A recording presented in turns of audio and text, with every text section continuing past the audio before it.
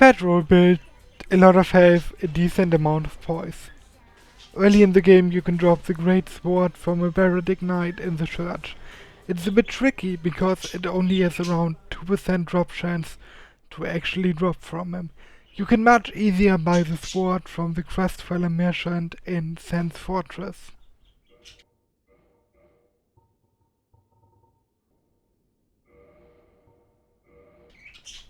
Progress through the game normally. Once you reach Arnolondo, pick up the iron armor and the Tarkus shield next to the giant painting.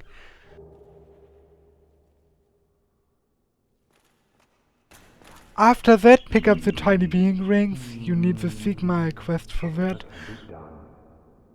Take this as a token of my gratitude.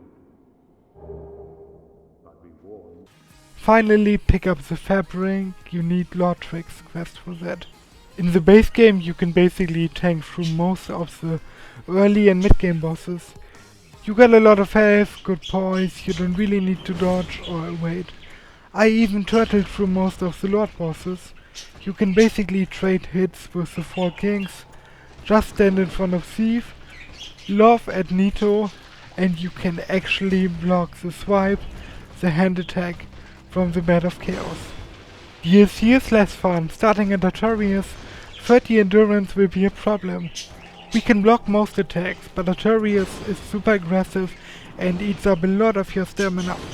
Even with high poise, he will likely stagger us, so we can't trade any punches.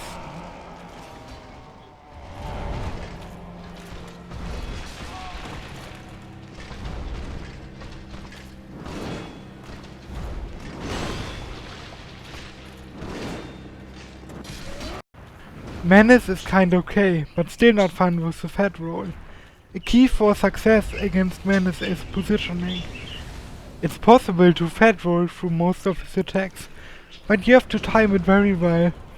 A lot of attacks that I find easy to evade with a fast and a mid roll still caught me off guard with this build.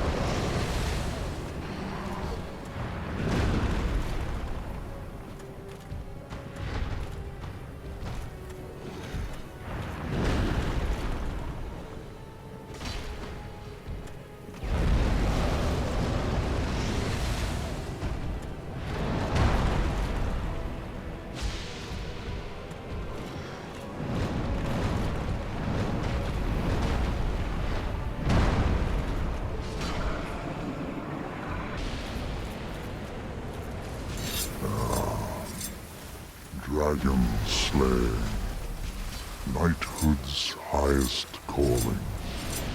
Lastly, there's Kalameet. Does a lot of magic flame damage, constantly repositions himself to get away from you, all while you have the slowest walking speed in the game. Most of his fight you will spend running after Kalameet and trying catching up with him. If one of his attacks is going to hit you, you will lose a lot of stamina. Fortunately, we can take a few punches because our massive health pool. So, in most of my runs, I try to do the bosses without the Estus Soul. This run was different. In this run, I had to sip my Estus Flask in order to keep alive. I really needed it this time. The last problem you will face is Gwyn. Your armor and shield has a lot of fire resistance. Gwyn doesn't really care. Your shield can parry. Now you are stuck with either blocking a few of Gwyn's hits or straight up taking the damage and trading a few blows with him. You can evade his attacks by rolling, but most of the time when you do that, a follow-up attack will just get you. So for 90% of this game, this build is very fun. Until you get to the fast pace and aggressive bosses, they can be quite a problem, but after that it's quite alright. I'm leaving my New Game Plus game file if anybody wants to try out this build. Like always, I still don't know how to end the video, so thank you and bye.